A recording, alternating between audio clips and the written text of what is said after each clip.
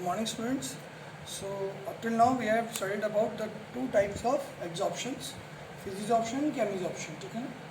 So इसके बीच में आप अब आराम से डिफ्रेंशिएट कर सकते होगे फिजिsorption और chemisorption के बीच में, क्योंकि मैंने आपको प्रॉपर्टीज़ बताई हैं कि कैसे कैसे ये लोग एक दूसरे से डिफर करते हैं.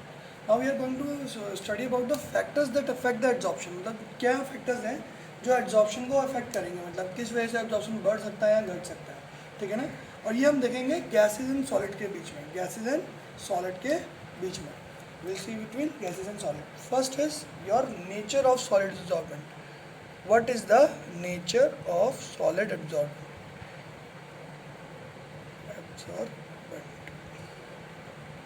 दैट मीन जिसमें एब्जॉर्ब होने वाला है आपका सब्सटेंस, उसका नेचर कैसा है. ठीक है ना. हम लोग आइडेंटिकल कंडीशंस की अगर बात करें तो अलग अलग सॉलिड्स की एब्जॉर्प्शन की जो एक्सटेंट होती है वो अलग होती है. ठीक है ना. डिफरेंट टाइप्स ऑफ सॉलिड्स है, डिफरेंट एक्सटेंट ऑफ एब्जॉर्प्शन. ठीक है ना. तो एब्जॉर्ब करने के डिफरेंट एक्सटेंट की वजह से, मतलब क्योंकि ये इस पर डिपेंड कर रहा है कि उनके पास जो क्या कहते हैं फोर्स है, जो भी अपनी तरफ खींचने का जो एट्रैक्टिव फोर्स है वो कैसा है. जितना ज़्यादा होगा उतना ही ज़्यादा ही उसका एब्जॉर्प्शन होगा. तो हम लोग सबसे पहला जो ऑप्शन है वो हमारे पास क्या है, नेचर ऑफ एब्जॉर्बेंट. तो अब अगर हम सिलिका जेल की बात करें, जैसे मैं सिलिका जेल की बात करूँ तो उसका एब्जॉर्प्शन क्या होता है, बहुत हाई रहता है. वो क्या करता है, किसी भी मॉइस्चर को, मतलब कहीं भी अगर मॉइस्चर बहुत ज़्यादा, ह्यूमिडिटी ज़्यादा होती है, अगर आप वहाँ पर सिलिका जेल रख दोगे तो वहाँ का सारा वो मॉइस्चर खींच के अपने अंदर संभाल लेगा और उसको अपने सरफेस पे लगा लेगा सारा का सारा मॉइस्चर. तो ये क्या करता है, ये किसी भी चीज़ को ड्राई करने का काम आता है. ठीक है ना. और चारकोल की क्या गैसेज होती है, चारकोल जो होता है वो पॉल्यूटेंट्स गैसेस को अपने अंदर एब्जॉर्ब कर लेता है. जितनी भी पॉल्यूटेंट गैसेस होती हैं, फॉर एग्जांपल जितनी भी ऐसे कार्बन मोनोऑक्साइड हो गई, कार्बन डाइऑक्साइड, इन गैसेस को एब्जॉर्ब कर लेता है. तो एक क्या करता है, एक पानी को एब्जॉर्ब करता है और दूसरा क्या करता है, हमारा गैसेस को एब्जॉर्ब करता है. तो मतलब एक हमारा वाटर को एब्जॉर्ब करता है, एक दूसरी हमारी बाकी गैसेस को एब्जॉर्ब करता है. तो ये नेचर ऑफ एब्जॉर्बेंट पर भी डिपेंड करता है कि वो किस चीज़ को एब्जॉर्ब करता है. कि जैसे मान लो कि अगर आप सिलिका जेल को यूज़ करोगे कहीं पर जहाँ पर ऑलरेडी ड्राइनेस है और सोचोगे कि इसको मैं अगर इसमें डालूंगा तो यहाँ पर गैसेस एब्जॉर्ब हो जाएंगी, तो ऐसा नहीं होगा. ठीक है ना. क्योंकि सिलिका जेल क्या करता है, ऐसे मॉइस्चर को एब्जॉर्ब करता है. तो ये क्या करता है, नेचर ऑफ एब्जॉर्बेंट पे सबसे ज़्यादा डिपेंड करता है आपका एब्जॉर्प्शन. तो आप क्या लिखोगे इसमें, आप इसमें लिख लो कि as silica gel absorb moisture and charcoal absorbs the pollutant gases present in air. Both of these adsorbents have different nature, and on their nature the extent of absorption is depending. ठीक है ना. तो इस पे affect कर रहा है हमारा सबसे पहला जो भी आपका फैक्टर है वो क्या है, आपका नेचर ऑफ सॉलिड एब्जॉर्बेंट. ठीक है ना. Next is surface area. ठीक है ना. सरफेस एरिया, ये तो हमें वैसे ही समझ में आ रहा है कि जितना ज़्यादा सरफेस एरिया होगा उतना ज़्यादा उसमें क्या कहता है, एब्जॉर्प्शन हो सकता है. सरफेस एरिया ज़्यादा है क्योंकि जैसे जैसे सरफेस एरिया कम होता है जो आपकी जो रेट होता है एब्जॉर्प्शन का वो भी कम होता है. ये हमने ऑलरेडी पहले पढ़ लिया है. तो यानी कि सरफेस एरिया ज़्यादा होगा तो एब्जॉर्प्शन ज़्यादा होगा, सरफेस एरिया कम होगा तो एब्जॉर्प्शन कम होगा. ठीक है ना. तो हम सरफेस एरिया बढ़ाने के लिए क्या करते हैं, एक पूरा बड़ा हम क्या कहते हैं, हम पूरा एक ब्लॉक सिलिका जेल का ना लेके क्या करेंगे, सिलिका जेल को बहुत छोटे छोटे पीसेस में तोड़ देंगे.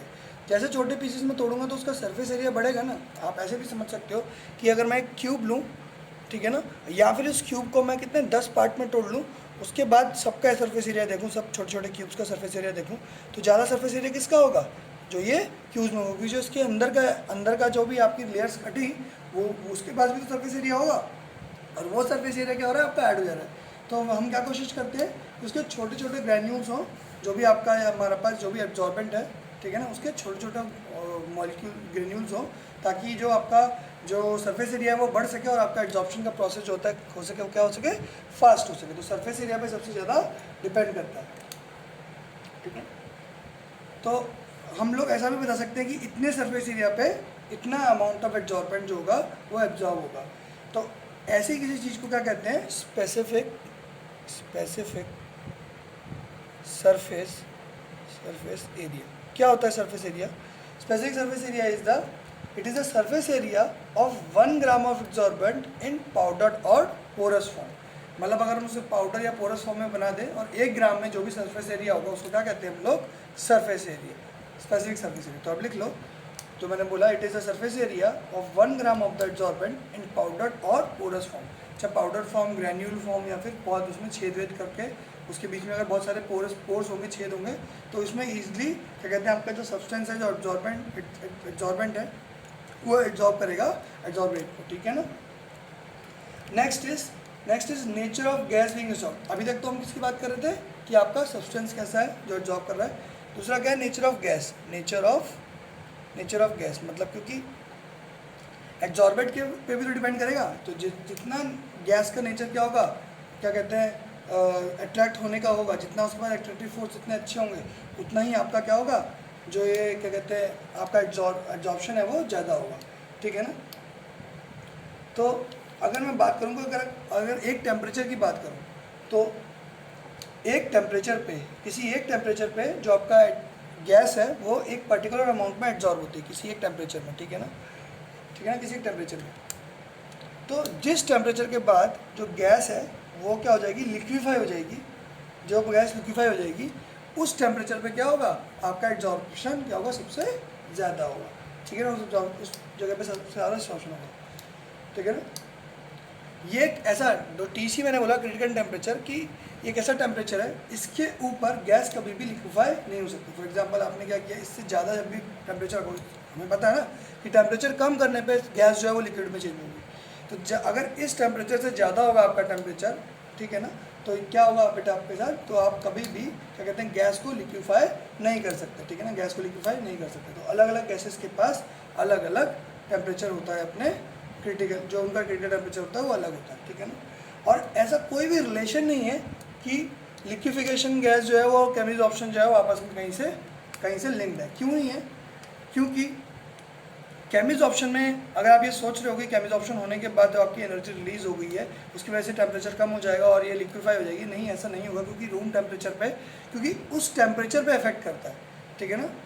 एक्सोथर्मिक या एंडोथर्मिक होने से क्या कहते हैं उसका क्या कहते हैं स्टेट है वो चेंज नहीं होती है, लेकिन जो ओवरऑल टेम्परेचर होता है चारों ओर का, अगर वो चेंज हो रहा है, अगर वो क्रिटिकल टेम्परेचर के नीचे जा रहा है, तब जाके आपका क्या हो जाएगा, तब आपका वो गैस से लिक्विड में कन्वर्ट होगा, ठीक है ना। तो कई बार ये ऐसा क्वेश्चन आ जाता है आपके पास, MCQ जो आता है वैसे आता है कि इफ़ व्हाट इज़ द, ऐसे सीधा पूछ जाएगा what is the relation between, या फिर what happens if chemical option, what happens to the gas if chemical option occur. तो आप इसमें लिखोगे कि उसका लिक्विफिकेशन हो सकता है, मतलब उसका सॉलिडिफिकेशन हो सकता है, कोई चेंज नहीं होगा, ऐसे लिखा होगा, लास्ट में लिखा होगा there is no relation in between. तो आंसर इसका हो जाएगा there is no relation in between, क्योंकि ऐसे पॉइंट्स को ज़्यादा देखा जाता है कि बच्चे ने कितना डीपली पढ़ा है। तो ये आप याद रखना, देयर इज़ नो रिलेशन कि आपका जो गैस है वो लिक्विफाई हो जाएगी केमिसॉर्प्शन होने पे, क्योंकि कई बार लोग ये सोचते हैं कि केमिसॉर्प्शन पे हीट रिलीज बहुत ज़्यादा होती है, हीट रिलीज ज़्यादा होने की वजह से क्या होगा, उसकी काइनेटिक एनर्जी कम हो जाएगी और वो कन्वर्ट हो जाएगा सॉलिड गैस से लिक्विड में। लेकिन गैस से लिक्विड में कन्वर्ट होने के लिए उसको उस टेम्परेचर चाहिए, जो क्रिटिकल टेम्परेचर जिसके नीचे की वैल्यू चाहिए उसे चाहिए ही चाहिए। अगर उससे ऊपर है टेम्परेचर तो आप कुछ भी कर लो आपका चेंज नहीं होगा। हाँ, प्रेशर को अगर बढ़ाओगे तो इफेक्ट हो सकता है, लेकिन टेम्परेचर पे ही सिर्फ होगा, ठीक है, उस टेम्परेचर से ही इफेक्ट होगा। आपके केमिकल ऑप्शन होने से या फिर हीट रिलीज होने से कोई फर्क नहीं पड़ेगा। Next is effect of temperature. जो चौथा फैक्टर है वो क्या आपका इफेक्ट ऑफ टेम्परेचर, ठीक है ना। तो जैसे जैसे आप टेम्परेचर बढ़ाओगे, लिटरेचर में आपको याद होगा, जैसे टेम्परेचर बढ़ाओगे वेपर प्रेशर बढ़ेगा और वो क्या करेगा, गैस बाहर भागने की कोशिश करती है। तो एब्जॉर्प्शन का प्रोसेस टेम्परेचर बढ़ने की वजह से क्या होगा, कम होगा, क्योंकि एब्जॉर्प्शन क्या है, ये एक्सोथर्मिक प्रोसेस है। तो टेम्परेचर बढ़ने से क्या होगा, एब्जॉर्प्शन क्या होगा, घटेगा। एब्जॉर्प्शन हो जाएगा बेटा, ये घटेगा, ठीक है ना। और फाइनली पांचवा जो इफेक्ट है वो क्या है बेटा, पांचवा इफेक्ट है, तो इसमें अगर आपको लिखना है तो आप लिख सकते हो कि absorption is an exothermic process, therefore according to Le Chatelier's principle absorption increases with decrease in temperature, या फिर absorption decreases with increase in temperature. अगर टेम्परेचर बढ़ाओगे तो एब्जॉर्प्शन घटेगा, टेम्परेचर कम करोगे तो एब्जॉर्प्शन बढ़ेगा, ठीक है ना।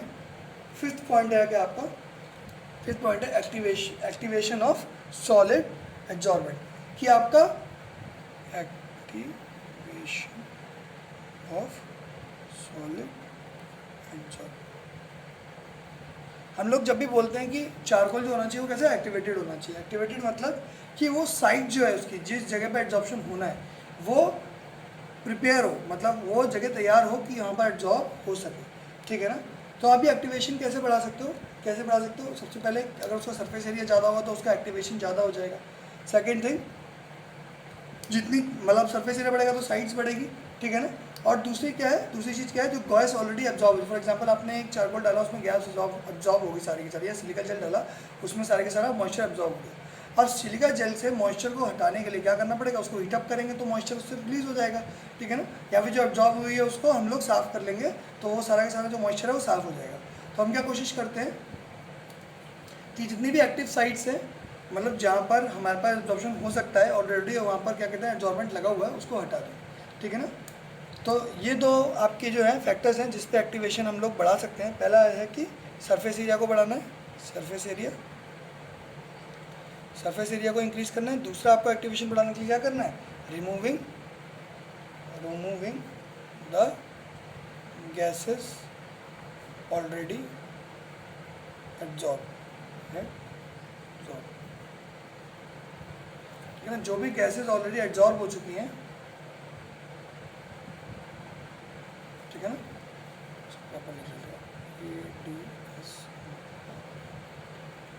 जो गैस ऑलरेडी एब्जॉर्ब हो चुकी हैं उन गैसेस को हटाना, ये भी एक तरीका है आपको एक्टिवेशन उसका बढ़ाने का, ठीक है ना। Final is the effect of pressure. एक कांस्टेंट टेम्परेचर पे अगर आप प्रेशर को चेंज करोगे, ठीक है ना, तो क्या होगा, जैसे जैसे आप प्रेशर को बढ़ाओगे उसका एब्जॉर्प्शन बढ़ेगा, क्योंकि आप क्या कर रहे हो, आप जो गैस है उसको कंपेल कर रहे हो कि वो जाके उस पर चिपके, जैसे आप प्रेशर बढ़ा रहे हो। तो छठा है बेटा effect of pressure, effect of pressure. तो इसमें लिखना चाहते हो तो लिखो बेटा, at a constant temperature the absorption of a gas on a solid increases with the increase in pressure, ये आप लिख लेना, ठीक है ना। तो these are your factors affecting the absorption of gases on solid, ठीक है ना। अगर गैस आपका क्या है, एब्जॉर्बेंट है, और एब्जॉर्बेंट क्या आपका सॉलिड है, तो क्या होगा, ये आपके फैक्टर्स होंगे जो इफेक्ट कर रहे हैं, ठीक है ना। तो यहाँ तक तो हमने सब टाइप्स ऑफ एब्जॉर्प्शन पढ़ लिया, फैक्टर पढ़ लिया। अब हम पढ़ेंगे कि इसके ऊपर जो भी लॉज आए वो क्या है। सबसे पहला लॉ जो था वो एब्जॉर्प्शन आइसोथर्म था, ठीक है ना, एब्जॉर्प्शन आइसोथर्म। किसने दिया था ये एक साइंटिस्ट ने दिया था जिसका नाम फ्रेडरिच है, ठीक है ना, फ्रेडरिच नाम है उसका साइंटिस्ट का, ठीक है ना, जिसने एब्जॉर्प्शन आइसोथर्म दिए थे, ठीक है ना। उन्होंने क्या कहा था एब्जॉर्प्शन आइसोथर्म में, ये हम ध्यान देते हैं। उसने ये कहा था कि जो गैस है जो भी एब्जॉर्ब होगी, ठीक है ना, किसी एक मास पे, वो किस पे डिपेंड करता है, उसके टेम्परेचर पे डिपेंड करता है, ठीक है ना। एक तो टेम्परेचर पे डिपेंड करता है और दूसरा प्रेशर पे डिपेंड करता है कि टेम्परेचर बढ़ाओगे तो एब्जॉर्बेंट कम हो जाएगा, टेम्परेचर घटाओगे तो एब्जॉर्प्शन ज़्यादा होगा। ऐसे ही प्रेशर का साथ भी है, अभी हमने पढ़ा, प्रेशर बढ़ाओगे तो एब्जॉर्प्शन ज़्यादा होगा, प्रेशर घटाओगे तो एब्जॉर्प्शन कम होगा, ठीक है ना। तो दोनों पर डिपेंड करता है। तो अगर आप किसी एक चीज़ को कांस्टेंट कर दो, फॉर एग्जांपल आपने प्रेशर को कांस्टेंट कर दिया, तो वो टेम्परेचर पे कैसे डिपेंड करेगा, ये उसने हमें बताया। तो एब्जॉर्प्शन आइसोथर्म ने क्या बताया गया कि अगर हम टेम्परेचर क्या करें, कांस्टेंट रखें, ठीक है ना, टेम्परेचर अगर हम कांस्टेंट रखें और प्रेशर को रेगुलरली बढ़ाएं, तो what is the effect of the absorption, ये आपको बताता है एब्जॉर्प्शन आइसोथर्म। तो लिखेंगे एब्जॉर्प्शन आइसोथर्म। एब्जॉर्प्शन आइसोथर्म क्या कहता है, आपको लिखना है तो आप लिख सकते हो, क्या लिखोगे, the quantity of gas absorb on a given mass of absorbent depends on temperature and pressure, ठीक है ना। बाय इंक्रीजिंग द प्रेशर, ठीक है ना, by increasing the pressure, keeping the temperature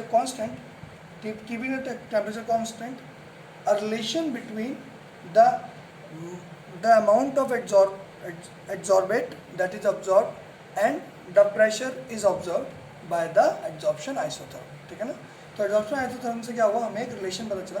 relation क्या कहता है बेटा, रिलेशन कहता है x/m is equal to Kp to the power 1/n।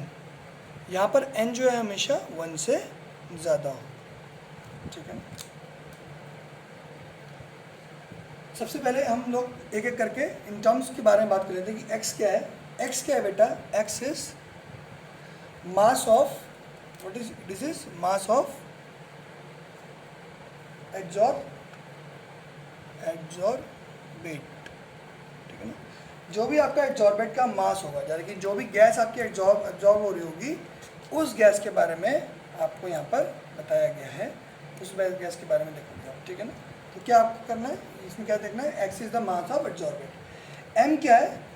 जो भी सॉलिड एड्जॉर्बेंट था हमारे पास, m क्या है? उसका मास है। m is the mass of adsorbent. जो भी आपके पास एड्जॉर्बेंट था, उसका जो भी मास था, वो कैसे पता चल रहा है आपको उसका मास कैसे पता चल रहा है? m से पता चल रहा है। नेक्स्ट इज, तो x बाय m क्या हो जाएगा कि कितना मास जो है वो गैस एब्जॉर्ब हुई है रिस्पेक्ट टू इसके मास, मतलब पर मास। तो ये x बाय m क्या बताता है हमें? अमाउंट ऑफ गैस एब्जॉर्ब पर मास, ठीक है ना, पर मास। पर मतलब आपको मान लो कि आपने 1 किलो आपने एब्जॉर्बेंट लिया था, तो 1 किलो में कितना गैस एब्जॉर्ब हुई, ठीक है ना, ये हमें पता चल जाएगा। तो अब 2 किलो में कितनी होगी तो हम सीधे बता सकते हैं उसी टेम्परेचर, उसी प्रेशर पर, ठीक है ना। तो x बाय m को हमने एक यहाँ पर वेरिएबल मान लिया। दूसरा वेरिएबल क्या है हमारे पास? P है। P is the pressure of gas, P is pressure of gas. और K और N क्या है? K और N आर कॉन्स्टेंट, ठीक है ना, एक पर्टिकुलर टेम्परेचर पे, ठीक है ना। K and N are these K and N are constant for a gas at a particular temperature। तो इसको बहुत ध्यान से समझो बेटा। ये जो एडिशन है मैं इसमें क्या दिया हुआ है? x बाय m हमारे पास एक हमारे पास वेरिएबल बने x बाय m, दूसरा वेरिएबल हमारे पास p है, और k और n क्या है? हमारे के सारे क्या है हमारे? ये क्या है? दीज आर अवर कांस्टेंट, जो कि एक कांस्टेंट टेम्परेचर पे सेम रहेंगे, मतलब एक कांस्टेंट टेम्परेचर पे इनकी वैल्यू सेम रहेगी किसी एक गैस के लिए। हर गैस के लिए अलग वैल्यू होगी, तभी हर गैस के लिए अलग तरह का ग्राफ आएगा। तो अगर मैं ग्राफ बनाने की कोशिश करूँ किसके बीच में? x बाय m और p के बीच में, मतलब दो वेरिएबल से हमारे पास, एक वेरिएबल मैंने p ले लिया x एक्सिस पे, और y एक्सिस पे मैंने x बाय m ले लिया। तो अगर मैं इस समय ग्राफ ड्रॉ करने की कोशिश करूँ तो कैसा ग्राफ आएगा बेटा? ऐसा ग्राफ आएगा। कैसा ग्राफ आएगा? इस टाइप का ग्राफ आएगा। समझ में आया आपका? ये क्यों बना रहा हूँ मैं ऐसा ग्राफ? देखेंगे, ये अलग अलग टेम्परेचर की बात है। इसी गैस के लिए एक ही गैस के लिए बना रहा हूँ मैं। मान लो कि एक आपने गैस थी, उस गैस के लिए बना रहे हैं हम, तो एक गैस के लिए 273 केल्विन पे ऐसा आएगा। जैसे जैसे आपका टेम्परेचर घटेगा, ये प्रेशर की वैल्यू क्या हो जाएगी? ऊपर जाती जाएगी, ठीक है ना। मतलब प्रेशर की वैल्यू इंक्रीज करने पे x बाय m बढ़ता जाएगा, क्योंकि टेम्परेचर कम होने पे x बाय m की वैल्यू बढ़ेगी ना। जो अमाउंट ऑफ गैस एब्जॉर्ब है वो बढ़ेगा जैसे जैसे टेम्परेचर घटेगा। तो जैसे जैसे मैं ऊपर जा रहा हूँ वैसे वैसे क्या हो रहा है? टेम्परेचर घट रहा है। ऑलरेडी आपकी बुक में वाला डायग्राम दे रखा है। तो इसको क्या समझना है? इसको ऐसे ही समझना है जो मैंने आपको फैक्टर बताया था कि जैसे जैसे आप टेम्परेचर घटाओगे आपका एक्सटेंट ऑफ जो एब्जॉर्प्शन है वो बढ़ेगा। तो एक्सटेंट ऑफ एब्जॉर्प्शन बढ़ रहा है जैसे जैसे हम लोग टेम्परेचर ऊपर बढ़ा रहे हैं। इसी प्रेशर प्रेशर कांस्टेंट था, फिर भी देखो ये बढ़ता गया, ठीक है ना। तो ये बात हमको समझ में आ रही है। एब्जॉर्प्शन आइसोथर्म ने ये बताया कि एक कांस्टेंट टेम्परेचर पे हमारा प्रेशर के साथ रिलेशन ये रहेगा x बाय m का। जैसे ही आप टेम्परेचर चेंज करोगे तो रिलेशन तो वैसा ही जाएगा। और इसमें हमने क्या चीज़ देखी? हमने ये चीज़ देखी कि फाइनली एट लास्ट, पहले तो एकदम एब्रप्टली इंक्रीज हो रहा है, लेकिन फाइनली एट द लास्ट क्या होगा? ये कहाँ पर पहुँच रहा है? ये एक सैचुरेशन पे आ रहा है। सैचुरेशन का मतलब क्या होगा कि जब आपने एक बहुत लिमिट से ऊपर प्रेशर बढ़ा दिया, एक लिमिट तक प्रेशर बढ़ा दिया, उस प्रेशर के बाद अब आपका एब्जॉर्प्शन और नहीं बढ़ेगा। ये मैक्सिमम एब्जॉर्प्शन पे आप पहुंच चुके हो, इसके बाद और एब्जॉर्प्शन नहीं हो सकता, चाहे आप कितना भी प्रेशर बढ़ाओ। तो उसको कहते हैं पोजीशन ऑफ सैचुरेशन। तो सैचुरेशन पॉइंट्स कहाँ आप देख रहे हो? जितने भी एंड पॉइंट्स देख रहे हो सारे कैसे हैं बेटा? सैचुरेशन पॉइंट्स हैं। इसके बाद अगर आप प्रेशर बढ़ाओगे भी तो आपके x बाय m के रेशियो में कोई फर्क नहीं आएगा। यानी कि ये कौन से किसको फॉलो कर रहे हैं? ये एक एक्सपोनेंशियल ग्राफ को फॉलो कर रहे हैं, जो कि स्टार्टिंग में बढ़ता है और लास्ट में जाके क्या होता है? वो एक सैचुरेशन पॉइंट पे पहुंच जाता है। तो this was your absorption isotherm, और इसका रिलेशन जो मैंने आपको बताया ये इसके x बाय m और p का, ठीक है ना। ये जो इक्वेशन थी, अगर मैं इसको क्या करूं? लॉग्स के साथ डील करूं, मतलब दोनों के क्रॉस में क्या करूं? लॉग ले लूँ इसी इक्वेशन को। तो मैं फिर से लिख देता हूं यहाँ पर equation, x by m is equal to k p 1 by n, ठीक है ना। ना, के पी 1/n लिख दिया है, ठीक है ना। तो इसको अगर मैं क्या करूँ, इसके अक्रॉस में फिर से क्या करूँ, लॉग ले लूँ। कैसे क्या ले लूँ बेटा, लॉग लेते हैं दोनों तरफ। तो पूरे के अक्रॉस में लॉग लेना है, ठीक है ना, यहाँ भी पूरे क्रॉस में लॉग लेना, ठीक है ना। तो log x/m can be written as log K. देखो लॉग के इंटू लॉग पी लिखा हुआ है, मेरे को पता है लॉग ए इंटू बी कैसे लिख सकता हूँ, A B A into B लिखा हुआ तो मैं क्या लिख सकता हूँ, log A plus log B लिख सकता हूँ, ठीक है ना। ऐसे ही log K plus log P to the power 1/n लिख सकता हूँ यहाँ पर। और एक प्रॉपर्टी क्या होती है लॉग की, कि अगर log A to the power p लिखा हो तो हम इसको लिख सकते हैं p log a, मतलब p जो पावर होती है वो हम लोग बाहर ले सकते हैं और यहाँ मल्टीप्लाई कर सकते हैं। तो इसको मैं कैसे लिखूँगा, मैं लिखूँगा log x/m can be written as log k, जो कि एक कांस्टेंट है, और क्या लिखूँगा 1/n log p। ये आपका रिलेशन आएगा इसको, इसके अक्रॉस जब आप लॉग लोगे। तो मैंने ये क्यों किया, जब भी हम लॉग लेते हैं हम क्या करते हैं, हम ग्राफ को क्या करते हैं, हम ग्राफ को एक स्ट्रेट लाइन के टर्म्स में कन्वर्ट करने की कोशिश करते हैं। तो यहाँ पर देखो मेरे पास क्या क्या हो जाएंगे, कि मेरे पास क्या क्या होंगे, ये मेरे पास एक वेरिएबल होगा, इस वेरिएबल को मैं मान लेता हूँ कि ये वेरिएबल क्या है मेरा, y है, ठीक है ना। ये क्या बेटा, एक कॉन्स्टेंट है, इसको c मान लेता हूँ, ठीक है ना।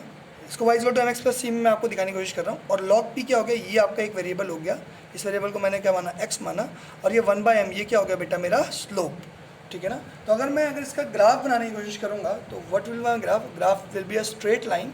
और किस किस के बीच में स्ट्रेट लाइन होगा, जब आप वेरिएबल्स जो लिखे हुए हैं वो लोगे। जैसे वेरिएबल्स को क्या लिया मैंने, यहाँ पर लिया log p, और मैंने यहाँ पर वेरिएबल क्या लिया, log x/m, क्या लिया बेटा, log x/m, ठीक है ना, ऐसे लेंगे। तो मेरा ग्राफ कैसा आएगा बेटा, देखो सबसे पहली बात, अब आपको पहले ध्यान के देना, यहाँ पर आपका जो ये x/n है, ये कैसा बेटा, स्लोप कैसा है, पॉजिटिव। पॉजिटिव स्लोप मतलब आपका ग्राफ ऐसा आएगा, नेगेटिव स्लोप मतलब ऐसा ग्राफ आता है, पॉजिटिव स्लोप मतलब ऐसा ग्राफ आता है। अब ऐसा क्यों होता है, मैंने आपको ऑलरेडी पहले बताया था कि आप क्या करते हो, क्योंकि इस क्लॉकवाइज डायरेक्शन में जो एंगल होता है उसको पॉजिटिव लिया जाता है, ठीक है ना। तो अगर आपका ग्राफ ऐसा बनेगा तो tan थीटा जो होगा आपका पॉजिटिव होगा, लेकिन आपका ग्राफ ऐसा बनेगा तो tan थीटा क्या हो जाएगा, आपका नेगेटिव हो जाएगा, ठीक है ना। तो इसलिए ग्राफ यहाँ पे कैसा बनेगा, ऐसा बनेगा। अब आप बोलोगे कि मैंने यहाँ से ग्राफ क्यों नहीं बनाया, उसका भी रीज़न है। मैंने क्या बताया था कि ये c होता है वो क्या होता है, ये इंटरसेप्टेड y होता है, मतलब जब x की वैल्यू 0 होगी तो y की वैल्यू c होगी, x की वैल्यू 0 y एक्सिस पे होगी, तो x की वैल्यू जब 0 होगी तो c की वैल्यू क्या होगी यहाँ पर, log k, ठीक है ना। तो यहाँ पर ये जो पॉइंट है क्या होगा बेटा, ये log k के बराबर होगा, ठीक है ना। इसका डिस्टेंस कितनी है, यहाँ से ऊपर से नीचे log k के बराबर है, ठीक है ना। और ये जो इसका स्लोप है वो स्लोप किसके बराबर होगा बेटा, स्लोप हमें पता है m के बराबर होता है, m कितना है बेटा 1/n, क्योंकि पॉजिटिव स्लोप है इसलिए ये ऐसे जा रहा है, ठीक है ना।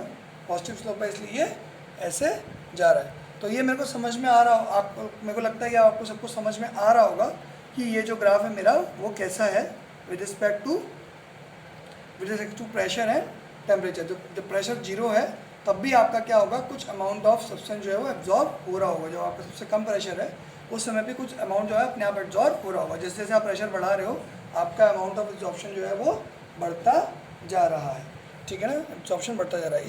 इस एरिया को आप डॉटेड शो कर सकते हो, क्योंकि यहाँ पर प्रेशर बहुत कम है और मे भी प्रेशर कम होने की वजह से एब्जॉर्प्शन बिल्कुल भी ना हो, ठीक है ना।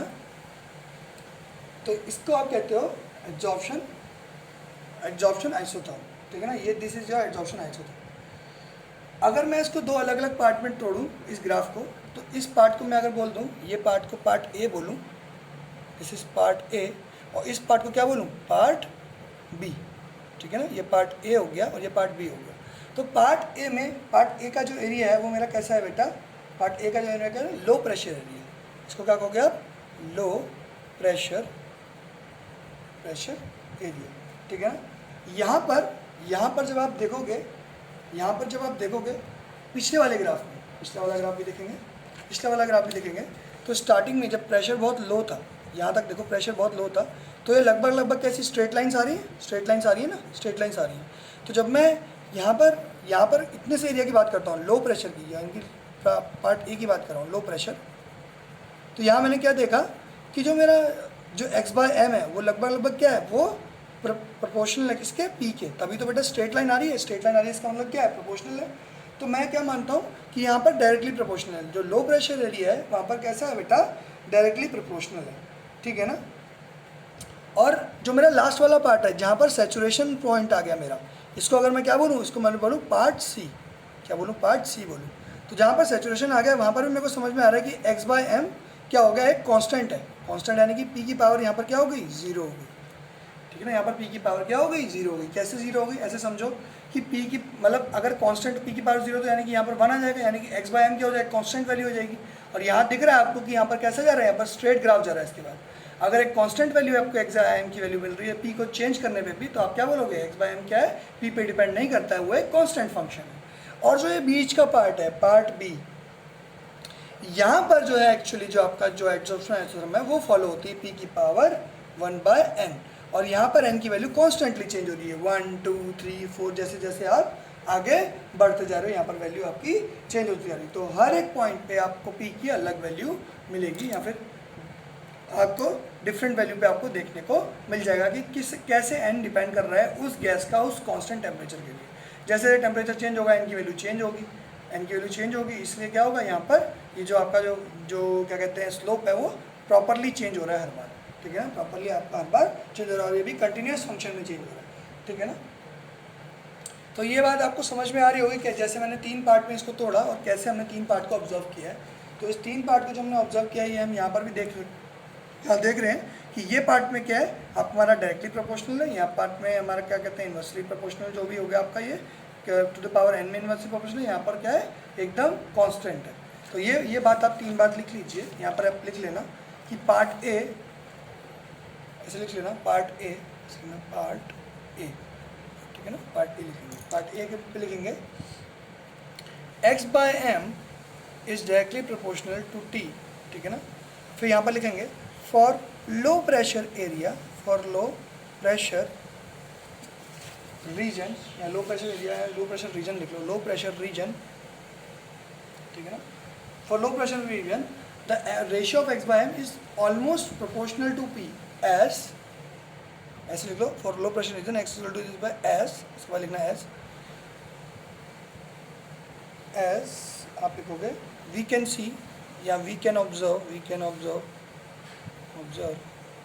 a straight line, as we can observe a straight line, एक स्ट्रेट लाइन हम ऑब्जर्व कर सकते हैं किस रीजन में, इस रीजन में। हम यहाँ पर स्ट्रेट लाइन देख रहे हैं इसलिए हम क्या करें, x by m directly proportional है। पार्ट बी के लिए देखेंगे, पार्ट बी के लिए देखेंगे, पार्ट बी में क्या आपको दिख रहा है, जो स्लोप दिख रहा है वो कैसा दिख रहा है बेटा, वो घूमता हुआ दिख रहा है। तो आप लिखोगे eight intermediate pressure curved graph, we observe a curved graph, that means p की power, the power of p is changing constantly, ठीक है ना। जैसे जैसे प्रेशर चेंज होगा एन की वैल्यू चेंज होगी, एन क्या है, पर्टिकुलर टेम्परेचर प्रेशर पे डिपेंड करता है, ठीक है ना।